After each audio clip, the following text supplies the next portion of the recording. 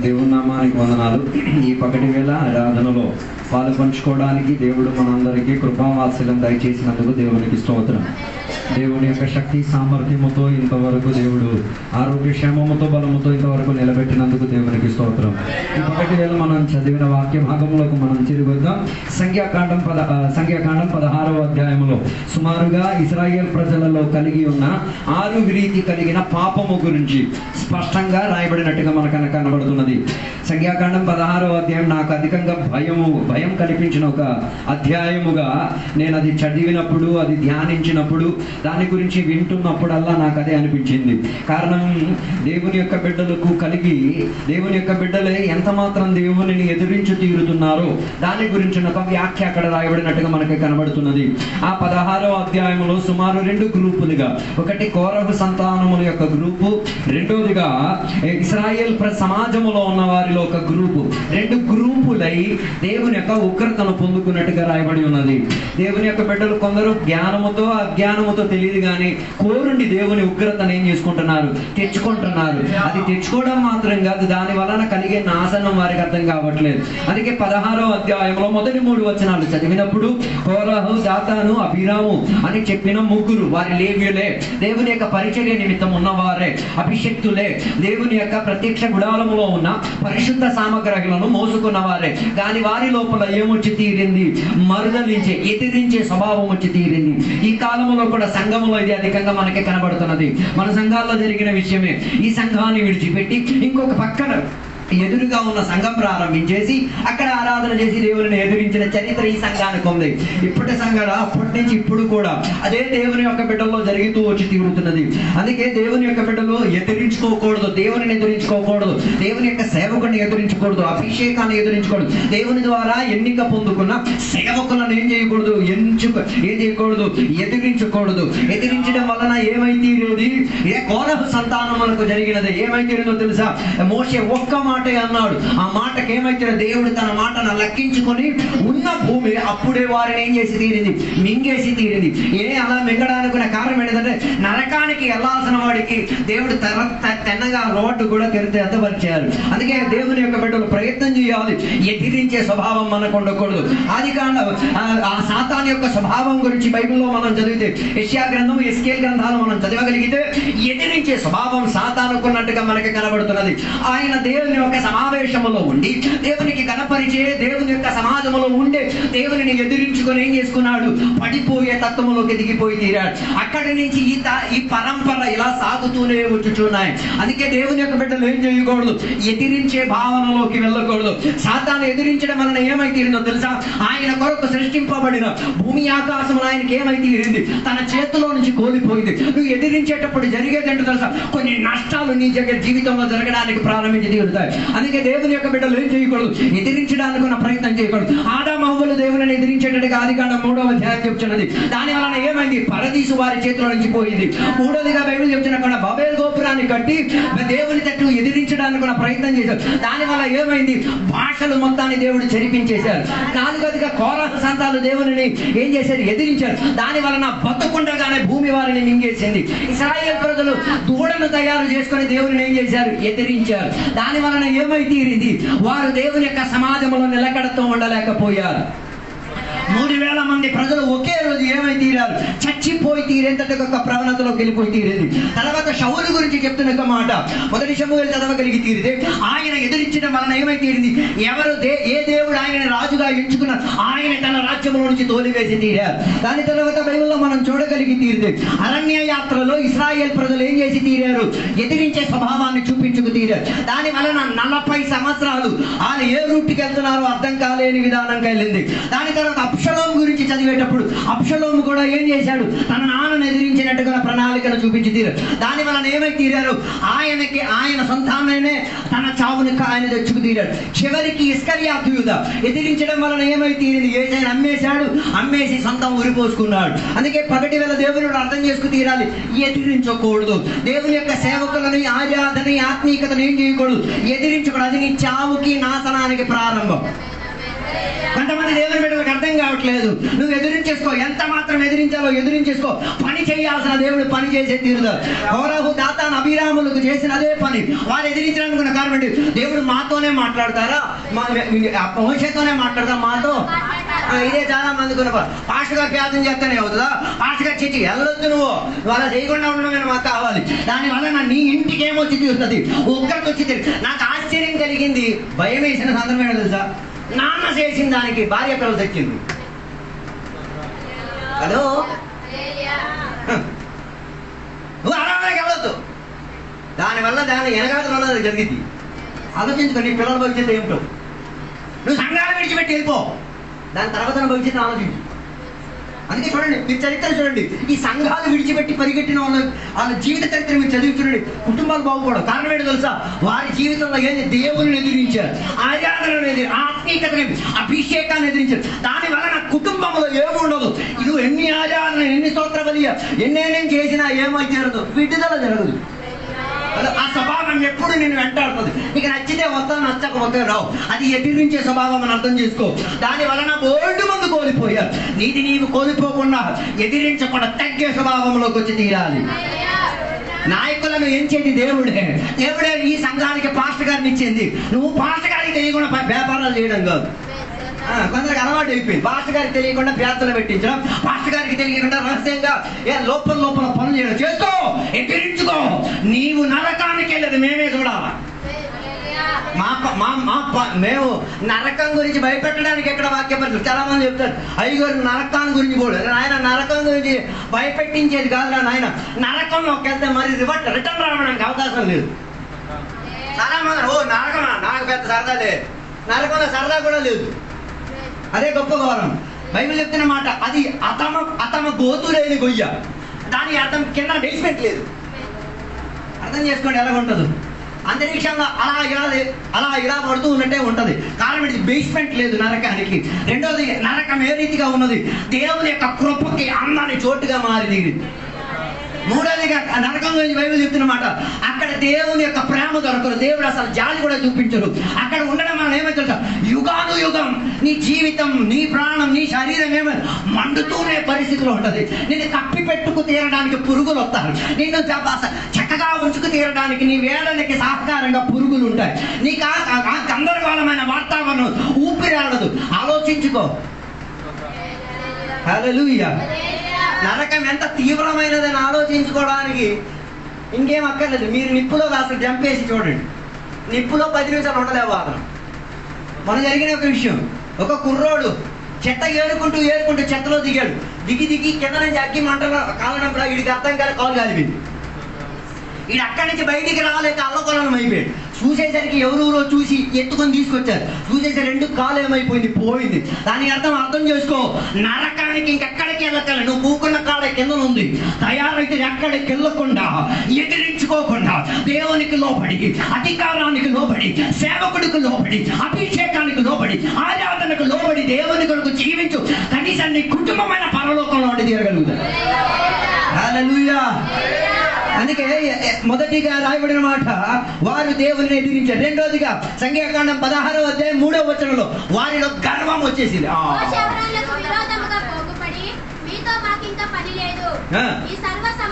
అదే కదా ఈ కాలంలో జరుగుతుంది. మా పాస్టర్ గారితో పని లేదు. ఇన్నాళ్ళు పాస్టర్ గారు నీకు అన్ని చేసింది, ప్రార్థన చేసింది, విడుదల నుంచి. ఇప్పుడు మా పాస్టర్ గారు అక్కర్లేదు. నువ్వు ఎదిరించుకో.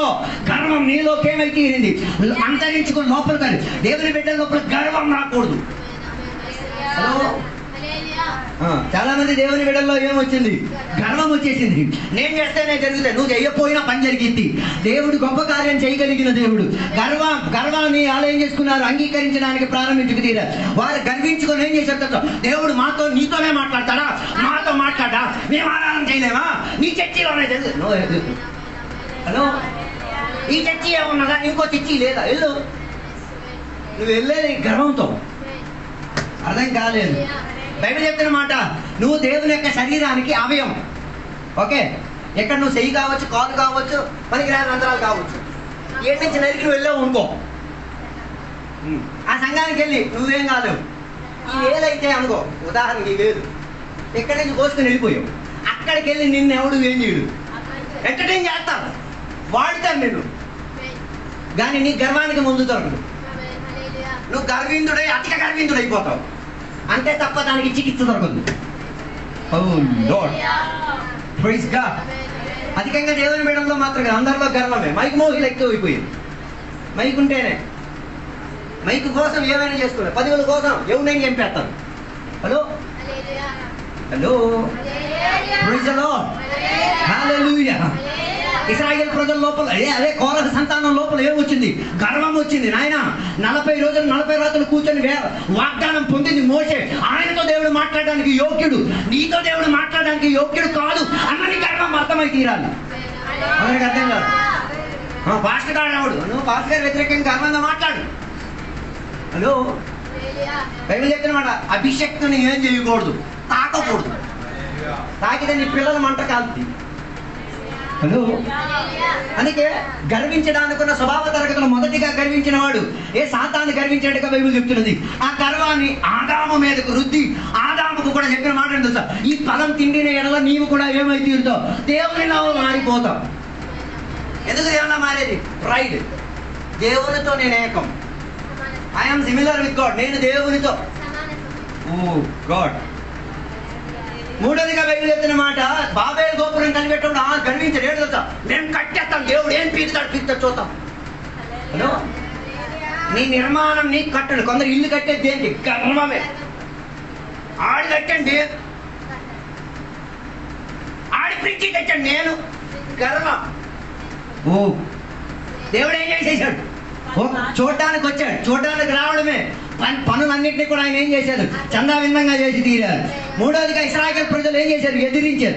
ఇశ్రాయేలు ప్రజలు కూడా ఫరో ఏం చేశాడు? గర్వంతో నిలబడ్డం రాదు. కొందరు గర్విష్ఠులే. ఫరో లాగే యాటిట్యూడ్లో ఏ రీతి కలిగిన మార్పు ఉండదు. దేవుని వాగ్దానం చెప్పి నీకు పట్టించుకోడు. కానీ అర్థం వాక్య పరిచయం చేసి నీకు పశ్చాత్తాపం రావట్లేదు. ఫరో దేవుని వాక్యం పరిచయం ఒక్క చొక్క కానీ ఫరో నువ్వు.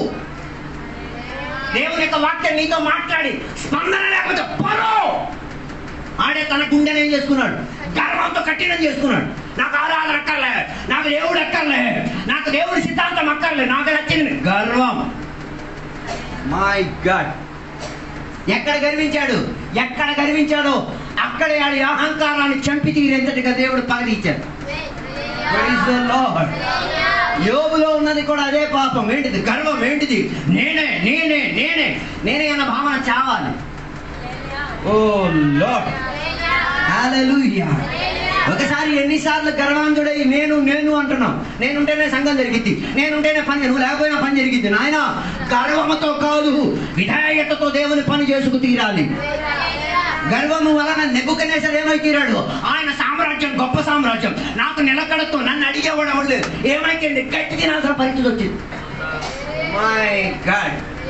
గర్విస్తున్న పరిస్థితి ఏంటో తెలుసా? చివరికి గడ్డే తింటారు. గడ్డి తప్ప ఇంకేంటి తినలేదు. తర్వాత బైబిల్ చెప్తున్న హామాను గురించి చెప్తున్నది. ఆయన కూడా గర్వించాడు. ఏంటో తెలుసా? ఇశ్రాయేలు ప్రజలను ఇప్పుడు నేను పొడి చేస్తాను. ఈ సంఘం విడిచిపెట్టి ఇంకో సంఘానికి వెళ్ళి పాస్టర్ గారి మీద ఏం చూపించేస్తున్నాను? గర్వం చూపిస్తాను. నువ్వేం పీకుతావు? పీక్కో. ఏం పేరు? నువ్వు గడి చేస్తావు, నువ్వు గాలికి వెళ్ళాడుతావు, మేమే చూడాలి.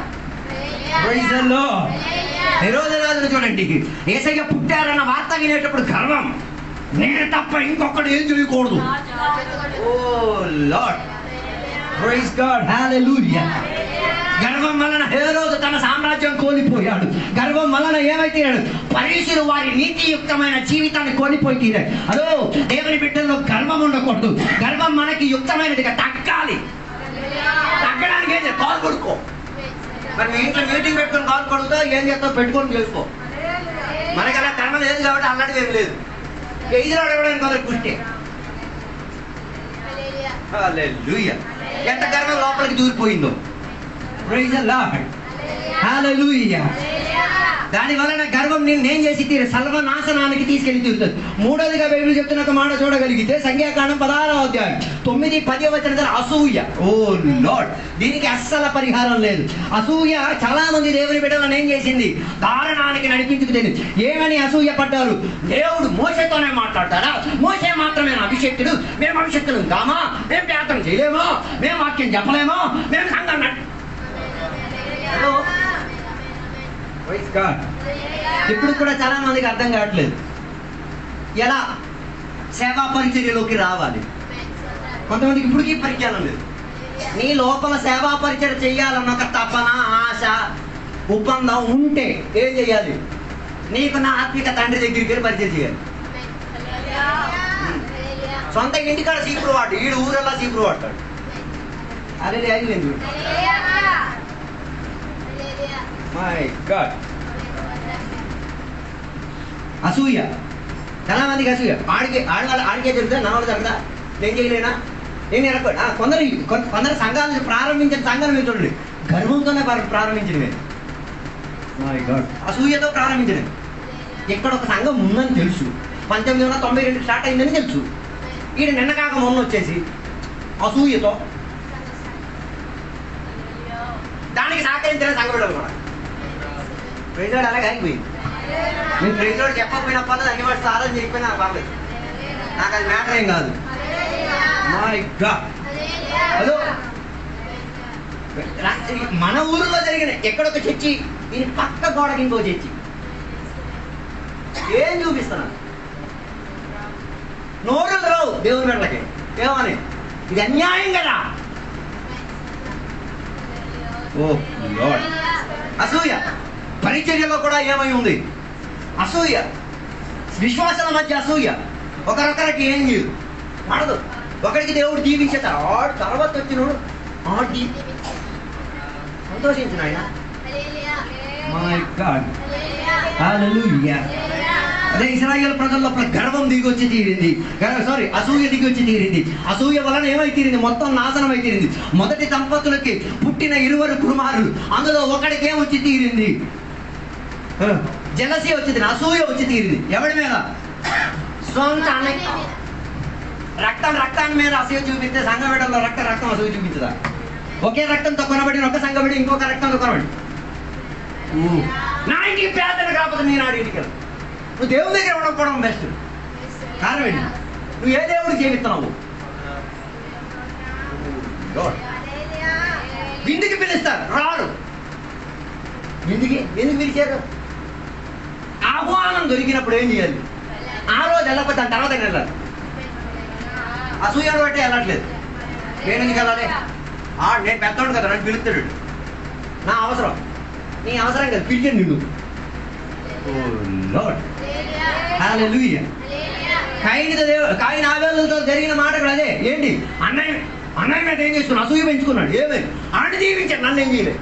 ఆడి ఆరాధన దేవుడు అంగీకరించాడు. ఆడిచ్చిన అర్పణ దేవుడు నాది. దానికోసం డబ్బు ఇచ్చేసి ఆత్మీయతను కూడా కొనుక్కుంటారు. బైబిల్లో రాయబడి ఉన్నది. అసూయతో ఉన్నవారు ఎవరు? కయీను ఆబేలు ఇరువురు. అందులో చిన్నోడికి ఏమి ఉండేది? అసూయ. కయీనుకి అసూయ ఉండేది. రెండోదిగా సారా, హాగార్ ఒకే కుటుంబంలో ఉన్నోళ్ళే, ఒకే దేవునికి సేవించేవారే, ఒకరొకరికి నచ్చేది కాదు, అసూయ. మూడోదిగా యోసేపు సహోదరుడు ఎవరి మీద అసూయ పెంచుకున్నారు? యోసేపు మీద అసూయ పెంచుకున్నారు. ఆడికి మాత్రమే దర్శనమా? ఆడు మాత్రమే అన్ని వాసులతో చెప్తాడా? ఆయన మాత్రమే వ్యాఖ్యానం. నీకు లేకపోతే నువ్వు కూర్చో, లేకపోతే పొందుకోవడానికి ఆత్రత పోద్దు. అంతే తప్ప ఉన్నోడిని ఏం చేయకూడదు, అసూయతో ఏం చేయకూడదు, చంపేయకూడదు. తర్వాత సేవా పరిచయం అసూయ. మిరియాము, ఆరోను అభిషక్తుడైన మోసే మీద ఏం చేయడానికి ప్రారంభించారు? అసూయ పడటం ప్రారంభించారు. నీ వల్ల మాత్రమే జరిగేదా, మా వల్ల జరగదా? దాని తర్వాత సౌలుకి తన రాజ్యత్వం కోల్పోవడం వలన దావీదు రాజు ఎక్కి వచ్చాడు. దావీదు రాజు అయిపోయేసరికి ఇడికి ఏమొచ్చింది? అసూయ వచ్చింది. నేను మొన్న కాకుండా ఈడవుడు. మరి అలాంటప్పుడు గొలియాతుని చంపేట్టు ఎక్కడున్నావు? అసూయ ఉంటే పరిచర్యలో కలవరు, అసూయ ఉంటే కుటుంబంలో కలవరు, అసూయ ఉంటే సమాధానం ఉండదు, అసూయ ఉంటే ఏమైతే ఉండదు, ఏ రీతి కలిగిన ఆత్మిక స్పందన ఉండదు. హల్లెలూయా. దాని తర్వాత పరీక్షలు యేసయ్య అంత తీవ్రంగా వాక్యాలు బోధించిన పరీక్షలు ఏం చేసేవారు కాదు, అంగీకరించేవారు కాదు. అసూయ ఆయన మీద పెట్టుకున్నాడు. కారణం ఏంటి? ఆయన స్వస్థతలు చేస్తున్నాడు, ఆయన మోషేతో సమమవుతున్నాడు, దేవునితో సమవుతున్నాడు, అబ్రహాముతో సమమవుతున్నాడు. వీళ్ళ వాగ్దానాలకు అన్నిటికీ ఆయన విపరీతంగా సమానమై తీరుతున్నది చూసినాడు. వాళ్ళకి ఏమొచ్చింది? తప్పిపోయిన కుమారుడు అసూయ మూలంగా లోనకు రాలే. ఈ రోజు కూడా ఆడు బయట ఉన్నాడు, ఆడి సంతానాలు కూడా బయట ఉన్నాయి. ఎందుకు లోపలికి రాలేకపోతున్నాడు? చాలా మంది సంఘాలకు రాలేకపోవడం కానీ అసూయ, లోపల ఉన్నది అసూయ. దాని వలన బయట కూకొని తండ్రితో ఎన్ని కావాలన్నా కొట్టుకుంటారు, లోపలికి రాదు. హల్లెలూయా, హల్లెలూయా. అసూయ వలన ఏమైతే నీకు దేవునికి అనుబంధం తగ్గిపోతుంది. అసూయ వలన నీ మీదకు ఉగ్రత వచ్చి తీరుతుంది. అసూయ వల్ల నువ్వు ఒక హంతకుడు అయిపోతావు. అసూయ వల్ల నువ్వేం నరహంతకుడై తీరుతావు. అసూయ వల్ల దేవుని యొక్క ఆశీర్వాదం ఆగిపోతుంది. అసూయ వలన నీలో సంతోషపడదు. అందుకే కొందరు నవ్వలేరు. అసూయ, ద మ్యాటర్ ఆఫ్ అసూయ. అందుకే నవ్వలేదు వీడు. ప్రతి దానికి ఒక ప్రాబ్లం లోపల ఉంది నాయన. దానికోసం ఏం చేయలేకపోతున్నాం. నవ్వుతున్నప్పుడే శరీరంలో ఉన్నాయి అవే అవన్నీ కూడా అందంగా తయారు. ఇది అలా ఉండదు. లోపల మొత్తం చేతి పెట్టుకొని ఏటికి ఏం చేయలేడు, నవ్వలేడు, ఏటికి రెస్పాండ్ కాదు. కొందరు కామెడీ కూడా చేయరు. వీడు పుట్టేటప్పుడు టైం బాంబు పెట్టారేమో నోట్లో, అసలు నవ్వలేడు. కారణం ఇది, లోన అసూయ ఉంది. హల్లెలూయా. 4వ బైబిల్ చెప్తున్న సంఖ్యాకాండం 16వ అధ్యాయం 13, 14 వచనాలు చదివినప్పుడు ఏమి ఇచ్చిన వాటిలో గ్రేట్ఫుల్ లేదు, అన్గ్రేట్ఫుల్. అన్గ్రేట్ఫుల్ అంటే తెలుగులో దానికి భాషాంతరం ఏంటంటే ఏదైనా నీకు ఇచ్చితే దాంట్లో తృప్తి చెంది ఉండడం, ఏదైనా నీకు ఇస్తే దాంట్లో ఒదిగి ఉండడం. అది ఉండదు. హల్లెలూయా, హల్లెలూయా. దేవుడు నీకు ఇచ్చారా, సైకిల్ ఇచ్చారా, సైకిల్లో ఏం చేయాలి? తృప్తి పడాలి. దేవుడు నీకు అన్నం ఇచ్చారు, అన్నంతో తృప్తి పడాలి. అడుక్కుందనమాక పక్కింటోడికి వెళ్ళి కొద్ది కోరిపా సిగ్గనిపించట్లేదా? మనం వాళ్ళకి ఇచ్చేవాళ్ళు ఎవడైతే అక్కడి నుంచి తెచ్చుకునే వాళ్ళు కాకూడదు. Because you are not grateful. దేవుడు ఇచ్చిన వాటిలో నీకేం లేదు, తృప్తి లేదు. హలో, దేవుడు నీకు అభిషేకం ఇచ్చాడు, తృప్తి పొందలో ఆ అభిషేకంలో వర్ధించాలి. ఆ అభిషేకంలో నువ్వు మిగతా ఉన్న లేవనెత్తుకు రావాలి. హలో, ఉదాహరణకి నాలో ప్రవచన వరం యాక్టివేట్ అయ్యిందంటే నా వాక్య పరిచయ మూలం అందరి లోపలికి ఏం వ్యాపరించాలి? నా ప్రవచన వరం అందరిలో వ్యాపరించి తీరాలి. నేను ఆ ప్రవచన వరంలో నేను ఒదగకపోతే ఏమైతే నేను మీలోకి ఏం చేయను. చాలా మందికి పరిచయం ఉన్న సంఘ బిడ్డలకు ఏం చేయరు. మొన్న గుడరాల పండుగ జరిగినాయి. ఏ విశ్వాసాలు పులిపిన మీద వాక్యం చెప్పింది? వీళ్ళు వాక్యాలని ఘోరం ఘోరం వినేస్తున్నారు. ఏ విశ్వాసం ఇక్కడ తిట్టాడు, ఆయన చోటిచ్చాడు. ఎవరో అక్కడికి వెళ్ళి ఘోరం వాక్యం అల్లెళ్ళు వస్తుంది మహిమ. విశ్వాసం ఏంటి? సందాల కోసం కూర్చున్నారా? హలో, వాళ్ళు కూడా పంక్తిలో ఒక ఏం చేయాలి, ఎక్కి తీరాలి. హలో, మేము మాత్రం సరదా పడేది. మన మట్టిలో వచ్చినప్పుడు మళ్ళా మేము కారులో తిరుగుతున్నాడు, మాతో ఉన్న విశ్వాసం మేము కూడా కారు కొంటామయ్యా. అది చెప్పాలా? నేను మాత్రం కారులో తిరిగి చేద్దా. మరి తోటి విషయం తిన్నాను, సైకిల్ తిరిగాడు, ఆడు కూడా కారు కొనుక్కోవాలిగా. అందరికీ అలాంటి ఆతృత ఉండదు. ఆశపడండి అంతే తప్ప అతిక్రమించకండి. హల్లెలూయా. Be grateful. దేవుడు నీకేమి ఇచ్చారు? నీకు 2 పిల్లలు ఇచ్చారా? వాడిని గ్రేట్ఫుల్ గా నడిపించుకో. ఒకరే పిల్లలు ఇచ్చారా? ఒకరిని దేవుడు నడిపించుకొని ఉంటుంది. దేవుడు నీకు కృపావరం ఇచ్చారు, దాంట్లో నీవేం చేయాలి?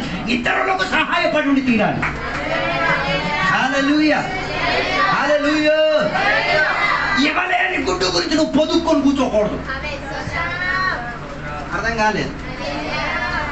నువ్వు ఇవ్వలేని గుడ్డు కోసం ఇంకొకడికి వెళ్ళి అక్కడ పొదిగించుకోకూడదు. అది ఎవరి పని? అది కోయిల పని. అది గుడ్డేస్తుంది, దానికి కూకోవడానికి టైం లేదు. కొన్ని విశ్వాసాలు కూడా అలాగే. సొంత ఇంటి కాడ కూకోవడానికి టైం ఉండదు, సొంత ఇల్లుని చక్క పెట్టుకోవడానికి టైం ఉండదు. నీ ఇల్లు నువ్వు చక్క పెట్టాలా? దేవుడు వచ్చి నువ్వు చేయాల్సిన నువ్వు చేయాలి. అందుకే కదా బైబిల్ చెప్తున్నావు, నీ ఆయుష్ 15 సంవత్సరాలు పెంచబడి తీరాలంటే కుటుంబాన్ని ఏం చేసుకో.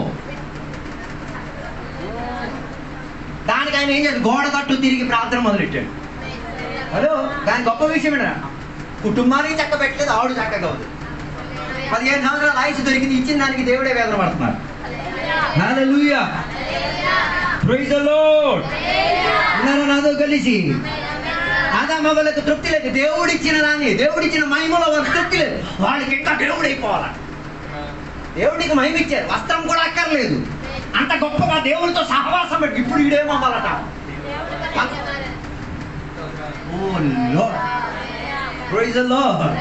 చాలా మంది సేవా పరిచర్యలు కుటుంబ జీవితంలో ఉన్న వాటిలో వారు ఏం లేరు, తృప్తిగా లేరు. హల్లెలూయా. ఇశ్రాయేల్ ప్రజలకి కొన్ని పరిస్థితుల్లో నీళ్ళు లేకుండా ఉండేది. కొన్ని పరిస్థితుల్లో వారికి పాస్టర్ గారి విశ్వాసాన్ని తోడుకొని పేదరికి తీసుకెళ్ళి పాస్టర్ గారిని కాకిలా పొడుచుకుంటున్నా. భోజనం పెట్టవు నువ్వు, సదుపాయాలు చెయ్యవు నువ్వు, నువ్వు చేయకొచ్చావు. హలో హలో ఒకేసారి గుంపులో వెళ్తారు భోజనం. కొందరు మాత్రం దోవని తినేస్తారు. కొందరు తర్వాత వచ్చి ఏ హల్లెలూయా దేవునికి చెప్తున్నావు, తృప్తి లేదు నీకు. హలో, ఒక్క ఆమ్లెట్ 22 మందికి పంచి పెట్టేసి నేను నా గొప్ప గురించి ఏం చెప్పట్లేదు, మనసది. హలో, ఒకడు చెప్తాడు నేను చాలా బాధతో ఉన్నాను, చాలా అప్పులతో ఉన్నాను. ఇది డబ్బులు ఉంటుంది నేను రూపాయి ఇవ్వడం 100 మొత్తం తీర్చమని నేను చెప్పట్లే, ఉన్నది కాస్త అయినా ఇవ్వడానికి. దానికి వడ్డీ రాయి చేసుకొని పుక్కలు పట్టుకుని తిరిగేస్తాను. తర్వాత యేసునామం గొప్ప నామం, యేసునామం శ్రీ యేసునామం గొప్ప గొప్ప నామం. నాయన ఉన్న దాంట్లో తృప్తి చెందు. హల్లెలూయా. నువ్వు ఇచ్చినందుకు ఆయన నేను తంతాడు, ఆయన వేదనపరుస్తాడు, ఆయన దుఃఖపరుస్తాడు. కానీ ఆడికి నువ్వు చెప్పాలి నాన్న తృప్తిగా ఉన్నాను రా, నేను తగ్గినా నేను నీకు ఇస్తా, వేదనపరిచినా నేను నీకు ఇస్తా. అందుకే ఇశ్రాయేల్ ప్రజలకి ఏం దొరకకపోయేసరికి 31వ తారీఖు చూడాలా, వెళ్ళిపోయిన తర్వాత గొడవలు స్టార్ట్ అయ్యి. దేనికోసం? రేపు పియ్యి అయ్యే సామాన్ కోసం. దానికోసం ఎవడు కొట్టుకురాట్లే. ఉన్నది 40 మంది, 40 ప్యాకెట్లు చేసి తీసుకెళ్ళక ఇది అడగలేదు. ఫస్ట్ వచ్చినాడు హలో ఏం లేదు. దానికి చెప్పే డైలాగ్ కదా, నేను 2000 ఇచ్చాను. You are ungrateful. ఏమి ఇవ్వాలన్నది గురించి నీ పరిస్థితి ఏంటి? అందుకే ఇక్కడ ఇచ్చినోడు లేనోడు గురించి చెప్పట్లే. అర్థం కాలేదు. హలో, అలా చెప్తే మీరు ఆరాధన చేసి తలదించుకుంటారు. హలో, నాతో ఉన్నారో లేదో నాకు తెలియట్లేదు. హల్లెలూయా, ప్రైజ్ ది లార్డ్, ఆమేన్. ఉన్నారా నాతో కలిసి? Hello, praise the lord. 9 మంది కుష్ఠరోగుల్లో 10 మంది కుష్ఠరోగుల్లో ఒకడు మాత్రం నువ్వు స్వస్థత పొందిన తర్వాత ఎందుకు తెచ్చి కొత్తనావు? అర్థం కాలేదు. నువ్వు రక్షణ పొందిన తర్వాత ఎందుకు తెచ్చి కొత్తనావు? It's a way your telling I'm grateful. కృతజ్ఞత కలిగి ఉన్నాడు కాబట్టి తిరిగి వచ్చేది. హలో, ఎప్పటి వరకు రావాలి? చచ్చినంత వరకు రాదు. ఒకసారి థ్యాంక్ యూ చెప్పాక అయిపోయింది అనుకుంటున్నా. హలో, 10 మంది కుష్ఠ వ్యాధుల్లో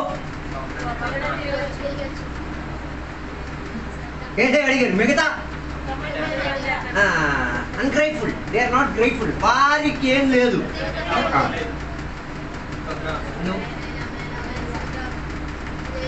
మన సంఘంలో కూడా కృతజ్ఞత లేదు కదా. పాస్టర్ గారు వచ్చిన తర్వాత వస్తారు. నువ్వు ఎంత కృతజ్ఞత కలిగినోడు. అభిషేకం గొప్ప అభిషేకం నీళ్ళ వ్యాపారం. పాస్టర్ గారు వచ్చిన ముందు నువ్వు రావాలి. కారణం వెళ్ళి నీకేముంది? కృతజ్ఞత ఉన్నవాడు అయితే ముందు చేయాలి. హలో,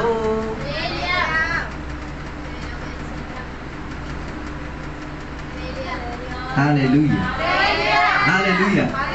పాస్టర్ గారు ఆరాధన తర్వాత వస్తే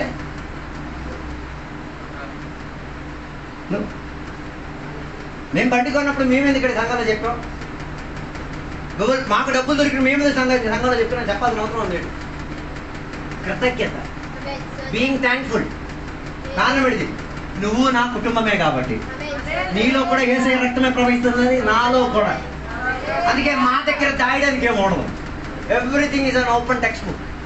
మా బీరువాళ్ళు కూడా వచ్చి తెరవచ్చు మీద, అందులో ఏం ఉండదు. వీఆర్ నాట్ థ్యాంక్ఫుల్గా లేవు. ఎవడో ప్రార్థన చేసినందుకే బీరువాళ్ళతో సామాన్లు వచ్చింది. నువ్వు ఇల్లు కట్టడం ఎవడో ప్రార్థన చేసినందుకే. మన సంఘంలో ఒక విషయం 15 ఇల్లులు కట్టేస్తున్నాడు ప్రార్థన చేయడం వల్ల. గుర్తులేదు, థ్యాంక్ఫుల్నెస్ లేదు. ఆయన పరలోకం చెప్తాడా? Hello, be thankful. నీకు దేవుడు ఇచ్చిన వాటిలో నీవేమై ఉండి తీరాలి. కృతజ్ఞత కలిగిన వారే ఉండదు. రోమా సంఘ బిడ్డలు కృతజ్ఞత లేని వారికి అంత హెచ్చరికిచ్చి అంతగా మాట్లాడిన తర్వాత కూడా వెర్రితనం విడిచిపెట్టం. సంఘ బిడ్డల్లో కూడా ఇది ఉంది. కృతజ్ఞత ఫరో సంతానానికి కృతజ్ఞత. నాయన నీ కొరకు మధ్యవర్తిగా నిలబడినందుకే నువ్వు ఈరోజు ఈ పంక్తిలో ఉన్నావు. హల్లెలూయా. నీవు ఈరోజు క్షేమ అభివృద్ధితో ఉన్నావు. ఎవరో నీ కొరకు వేదన కాశారు, ఎవరో నీ కొరకు సిలువెక్కారు, ఎవరో నీ కొరకు. హల్లెలూయా. Praise the lord. కృతజ్ఞత లేని కంప్లైంట్ చెప్తూ ఉంటాడు. హలో.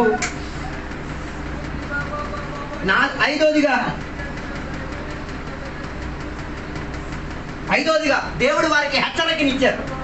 వాటిని కూడా వారు ఏం చేయలేదు, అంగీకరించలేదు. హలో. దేవుడు ఉగ్రతను పంపే ముందు ఏమిస్తారు? హెచ్చరిక ఇస్తారు. నాతో లేరు అనుకుంటా. దేవుడు ఏదైనా చేసే ముందు ఇస్కరియోతు యూదా ఉరి పోసుకొని చచ్చిపోవడానికి మునుపుగా దేవుడు వాడికి హెచ్చరిక ఇచ్చారు. దొంగ అని పిలిచారు. దొంగ అని పిలిచేటప్పుడైనా ఒప్పుకోవాలి కదా దొంగ అని. ఓ జీసస్. హల్లెలూయా.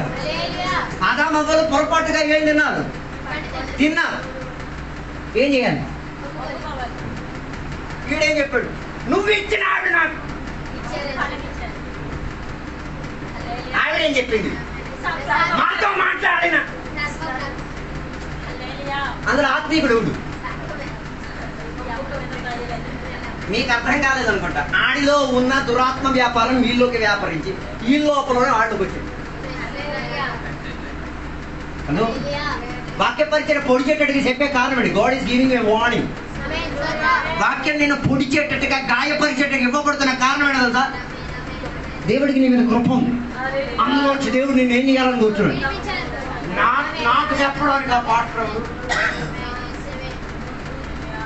నిన్న కాక మొన్న వచ్చిన పాటలు నాకు చెప్పు. దాని అర్థం వార్నింగ్స్ ఏం చేయడానికి ఇష్టం లేదు. Oh lord. Praise the lord. Hallelujah. Hallelujah. Praise the lord. ఆహాబు ఏలియా పైన ఏం చేసుకోవడానికి ప్రారంభించి తీరాడు. హెచ్చరికలు ఇచ్చారు. నాయనా విను. వీడు మరీ ఆడిని చంపడానికి. ఓ లార్డ్. పిలాతుకు దేవుడు హెచ్చరికనిచ్చారు. ఏమని? యేసయ్య వచ్చింది సత్యాన్ని ప్రకటించడానికి. సత్యాన్ని ఆడు అంగీకరించకుండా యేసయ్యను ఏం చేశాడు? కొరడా దెబ్బలు కొట్టించడానికి వదిలించేశాడు. తర్వాత సిలువ వెక్కించేశాడు. తర్వాత చేతులు కడిగేస్తాడు. కొందరు దేవుని మీటలు కూడా అలవాటు చేస్తున్నారు. సారీ చెప్పేస్తే అంతా అయిపోయింది. మరి దాన్ని శిక్ష అవ్వడానికి పెట్టాడు. నువ్వు నేను కొట్టుకున్నావు. కొట్టుకున్న తర్వాత నువ్వు నాకు వచ్చి ఏం చేసావు? సారీ చెప్పావు. ఈ కొట్టుకున్నప్పుడు వచ్చిన శాపం ఉంది కదా, అది ఎవరికి ఇచ్చారు?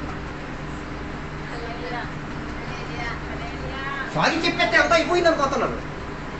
దాని ఫలము అలా చెప్తే మనకు అర్థం కాదు కదా. మీరు ఒక మామిడికాయ చెట్టు నాటారు. అది దొంగ మామిడికాయ చెట్టు. నాటిన తర్వాత అందులోంచి మీరు ఏం చేశారు? తెంపుకు తిన్నారు. తినడం మీ ఆకలి తీరిద్ది, మీ సుఖం ఉంటుంది, ఇంకా చెట్లు పెంచేస్తాం. కానీ ఎలా వచ్చిన తర్వాత తర్వాత ఏమో నేను దొంగతనం చేసి ఇచ్చిన. అది పాస్కర్ కూడా తెచ్చి ఇచ్చింటాం.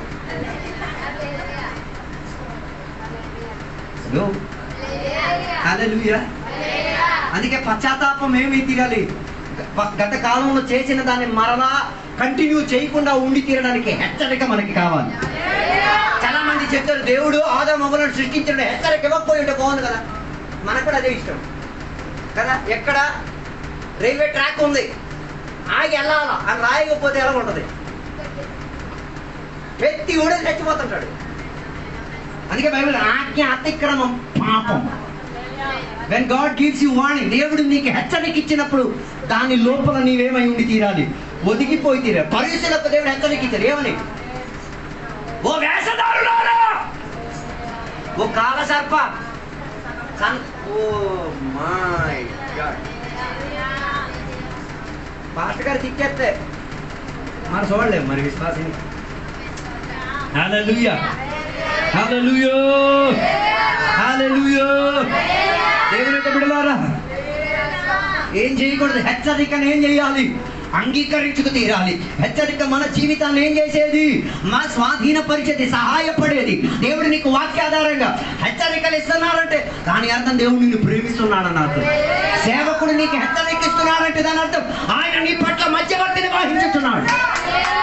హెచ్చరిక ఇవ్వలేకపోతే చాలా మంది చెప్తారు క్రైస్తవులకి నరకం, సాతాను, రక్షణ, బాప్టిజం, పరిశుద్ధాత్మ ఈ తప్ప ఇంకేంటి చెప్పడానికి లేదు. ఎస్ సార్ కరెక్టే, ఈ తప్ప చెప్పడానికి ఏంటి లేదు. ఇవన్నీ నీకు హెచ్చరికే. ఇవన్నీ వాణి ఎందుకు? నరకం తప్పిపోకుండా ఉండడానికి ఉన్న వాణి, పరలోకం దక్కించుకోవడానికి ఉన్న వార్నింగ్. హల్లెలూయా. ఇశ్రాయేల్ ప్రజలకి దేవుడు వార్నింగ్ ఇచ్చారు, వార్నింగ్ ఏం చేయలేదు. మనకు కూడా వార్నింగ్ ఎంత ఇస్తున్నారు? పైగా చెప్తారు బ్రే చర్చికి రాకుండా ఈ వార్నింగ్ వినేసి కూడా వెళ్ళిపోతాడు.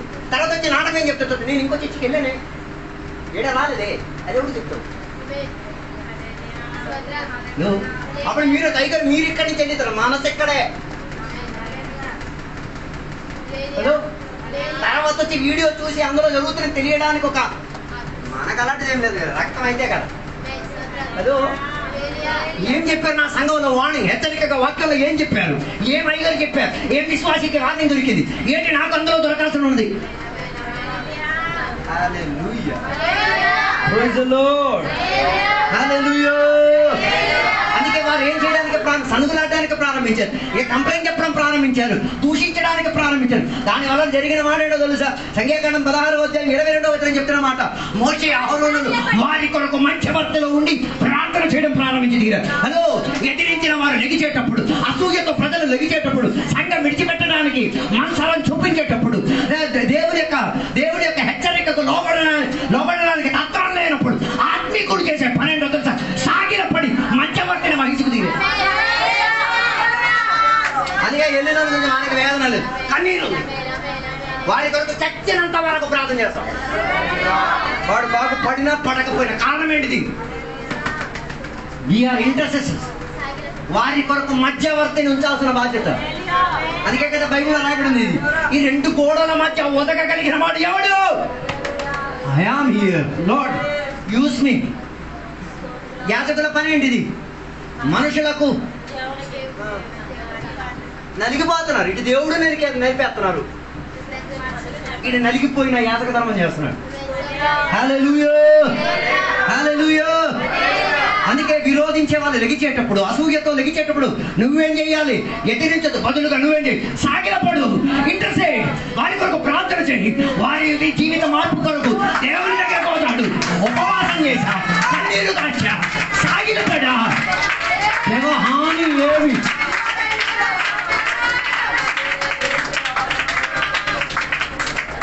మొదటి ఆత్మీకులు ఏం చేయాలి? మధ్యవర్తి ప్రార్థన చేయాలి. అందరూ వెళ్ళిపోయి బాధపడదు కదా, వెళ్ళిపోయి వారి కొరకు మనం ఏమై ఉన్నాం?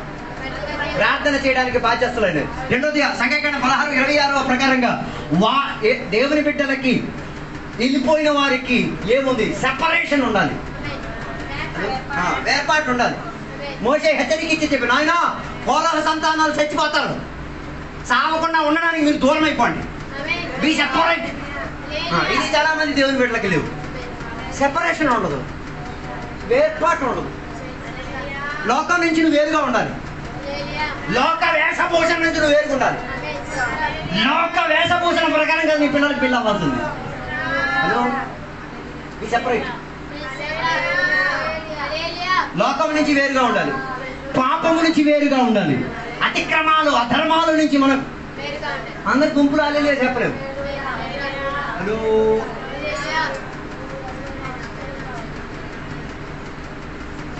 వేర్పాటు. సంఘానికి ఉన్న 7 స్తంభాల్లో ఒకటి సెపరేషన్. వేరుగా ఉండడం, విడిగా ఉండడం. వారికి ఉన్న పరిశుద్ధతను వారు ఏం చేసుకోవాలి?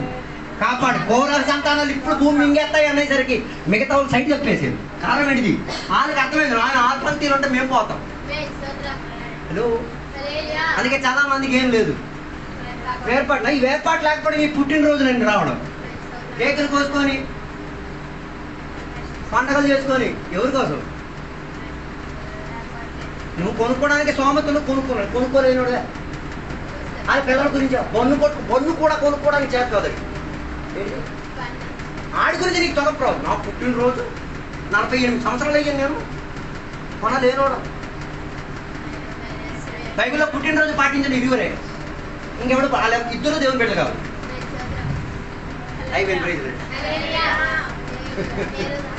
ఇద్దరు రాజులే. ఆ ఇద్దరు రాజుల పరిపాలన ఆత్మీయులు తెచ్చిపోబడ్డారు.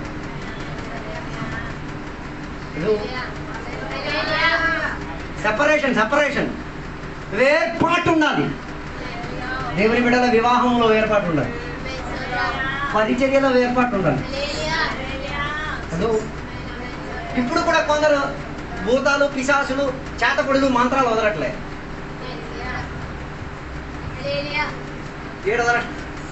ఏదైనా జరిగితే ఇది మాంత్రిక లక్షణం. నువ్వా మాంత్రికుడి? నా ఇంటికి డబ్బు రావట్లేదు మంత్రాలు చేసి. మాంత్రికుడు నువ్వే అయి ఉంటుంది బాబు. నువ్వు ఏర్పరచబడిన వాడివి, యేసయ్య రక్తం ద్వారా కొనబడిన వాడివి, యేసయ్య నిన్ను విడుగా వేరుగా పిలిచిన వాడు. అలాంటప్పుడు నీ మీద ఎలాగా ప్రభావం వస్తుంది? మరి నువ్వేదో తలకిందరూ పని చేసి ఉంటావు, అందుకే తగ్గుతుంది. అభిషేకంతో ఉన్న దేవుని వెళ్ళ చెప్తున్నా. సాతాను నాకు ఏం చేసినాడు, ఆడు ఏం చేసినాడు? Hello, separate your self. నువ్వు వేరుగా ఉండు, పరిశుద్ధతను కాపాడుకో. లోక మాలిన్యం నీ మీదకి ఏం చేయకూడదు, రానివ్వకూడదు. మూడోదిగా సంఖ్యాకాండం 16:38 విధాయత కలిగి ఉండి తీరాలి. సంఖ్యాకాండం 16:46 యాజకులు ఏం చేశారో తెలుసా? దేవుని యొక్క సన్నిధిలో యాగార్పణ చేశారు. దేనికి? వీరిని విడిపించుకు తీరడానికి. హల్లెలూయా. అందుకే యేసయ్య కూడా మన కొరకు సిలువలో ఏమై తీరాడు? యాగబలి అయి తీరాడు. అది తలుచుకోనైనా ఏం చేయాలి? యథార్థంగా జీవించడానికి ప్రయత్నం చేయాలి. మన కొరకు బలి వస్తువుగా, బలిగా ఆయనే చనిపోబడ్డాడు. సో వీ హ్యావ్, మనకు ఒక ఉత్తరవాది ఉన్నాడు. యేసయ్య మన కొరకు మధ్యవర్తిగా ఉండి మన కేసులన్నీ ఆయన డీల్ చేసుకుంటున్నాడు. హల్లెలూయా. అలాగైతే ఈ యేసయ్యని ఎంత ప్రేమించాలో, ఈ యేసయ్య కొరకు ఎంత జీవితాన్ని అర్పించుకు తీరాలి, ఈ యేసయ్య కొరకు ఎంత పరిచర్య చేయాలో, ఈ యేసయ్యలో ఎంత మాత్రం ఐక్యత చెంది ఉండి తీరాలి. హల్లెలూయా. అందుకే నా మాటలు నేను ముగించాలని కోరుతున్నాను. ప్రియ దేవునికి బిడ్డలారా, ఇది ఒక జాగ్రత్త కలిగిన హెచ్చరిక. దేవుని బిడ్డలు దానికి ఏమై ఉండి తీరాలి? లోబడాలి. దేవునికి సదుపాయం అడగాలి. దేవా, ఈ విషయంలో నేనేం చేయగలిగి తీరాలి? పరిచర్యలో నేనేం చేయగలిగి తీరాలి? సంఘం కొరకు నేనేం చేయాలి? ఆత్మల కొరకు నేనేం చేయాలి? రోగుల కొరకు నేనేం చేయాలి? సమాజం కొరకు నేనేం చేయాలి? దేవా, నీ నామం కొరకు నేనేం చేసి తీరాలి? హల్లెలూయా. ఎప్పుడు విశ్వాసిగా ఒదిగి ఒక మూలలో ఉండిపోవడం కాదు, అక్కడి నుంచి బయటికి వద్దాం. చాలా మంది కొరకు మధ్యవర్తిని వైద్యులు, చాలా మంది దగ్గర వేర్పాటును చూపిద్దాం. మన ఆరాధనకి వేర్పాటు ఉండాలి, జీవితానికి వేర్పాటు ఉండాలి. యేసయ్య వేరుగా జీవించాడు. యేసయ్య ఎప్పుడైనా భూమిలో జీవించాడు. ఎవరైనా ఒక్క పాపం చూపించగలిగారా? మన ఆయన నమ్ముకున్న నీలో ఎందుకు అలా చూపించలేకపోతున్నాం? అలాంటప్పుడు రక్షణ పొందిన ఆయన వేరంట కాదు. యేసయ్య ఎప్పుడైనా అనారోగ్య పాలై దగ్గుకొని కూకున్నాడా? రోగాక్రాంతుడై ఉన్నాడా? నిద్రపోయాడులే. ఆకలేసింది, కథం లేనట్లే. ఎప్పుడు కూడా రోగి. దాని అర్థం నీకు రోగం రాదని నేను చెప్పలేదు. రోగం వచ్చినా ఈ శరీరానికి వస్తాయి తప్ప నీ ఆత్మకి రోగం తెచ్చుకునే పాయి తెచ్చుకున్నా. అందుకే నా మాటలు నేను ముగించాలని కూర్చున్నాను. యాజకులు అవ్వండి. కొంతమంది కోరాహులను విడిపించండి. కొంతమంది అసూయతో, ద్వేషముతో ఎదిరించిన వారిని కాపాడండి. మొత్తం గుంపు అలాంటిదే ఉన్నాయి. రాకడ సమయం దగ్గరైంది. ఈరోజు యేసయ్య వస్తే ఎక్కడికి వెళ్తావు? నీ పిల్లలు ఎక్కడికి వెళ్తారు? నీ కుటుంబం ఎక్కడికి వెళ్తుంది? ఒక తీర్మానంలోకి రా. కొన్ని కోరహ సంతానములను నరకం నుంచి లాగుతాం. కొన్ని ఎదిరించే వాళ్ళు దేవుని సన్నిధికి తోడుకొని తీసుకుంటారు. బర్డెన్ భారం తీసుకుందాం. నలుగురు కలిసి ఒకరిని మోసుకొని తీసుకొచ్చారు. అది ఐక్యత గొప్పది. వాళ్ళ అమ్మా నాన్నకి వాళ్ళ పిల్లలతో ఎలా మాట్లాడి సంపాదించి తీసుకొచ్చారు, కానీ ఎత్తుకొని తీసుకొచ్చారు. తలుపు నుంచి తీసుకులేకపోయినా రేపు దింపేసాను తీసుకొచ్చారు. That's the power of faith. విశ్వాసానికి ఉన్న సామర్థ్యం అట్టిది. అలాంటి సామర్థ్యం కలిగిన నువ్వు ఒదిగిపోయిన మంచంలో ఒక మూలలో పడును. వీరు బయటికి రా. పరిస్థితులు చూసి కాదు, రక్షకుడు నీ కొరకు మరణించాడు. ఆయన రాబోయి ఉన్నాడు. ఆయన అభిషేకం నేను వ్యాపరిస్తాడు. ఆయన నిన్ను విడిపించిన వాడు. ఆయన మూలంగా నువ్వు ఈ రోజు కూడా సజీవుడివి. ఆయనే, ఆయన ఒక్కడే నీ బలము.